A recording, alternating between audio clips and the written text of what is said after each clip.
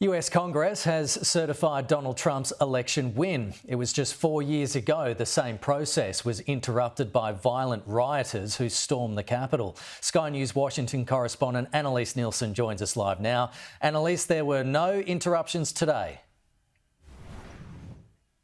And look, that is remarkable in and of itself. Historically speaking, normally the certification process does have at least one or two members of Congress who want to make their voice heard in this process of certifying the election results. What they're actually doing is certifying the electors, which is all part of the Electoral College. It's not necessarily a representation of the popular vote, even if that's what it has become traditionally, as Americans want to have their voices heard through the US Congress. And so what we saw today was just a remarkably smooth transition of power process.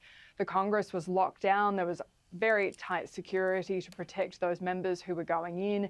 There's fencing all around the Capitol, not least because they're concerned about protests. And then on top of that, we've also had an unseasonable snow dump in Washington, D.C. So this really was a secure, smooth process.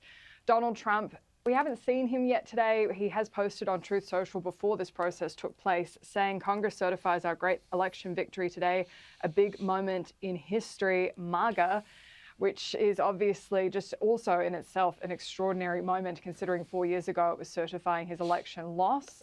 For him to come back now with the popular support of the American people heading into his inauguration in just over 2 weeks is one of the great comeback stories in US history.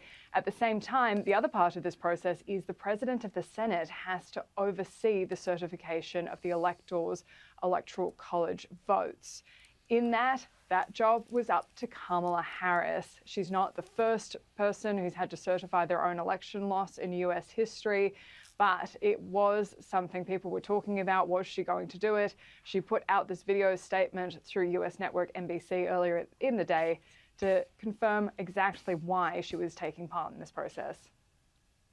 Today at the United States Capitol, I will perform my constitutional duty as Vice President of the United States to certify the results of the 2024 election. This duty is a sacred obligation, one I will uphold, guided by love of country, loyalty to our Constitution, and my unwavering faith in the American people.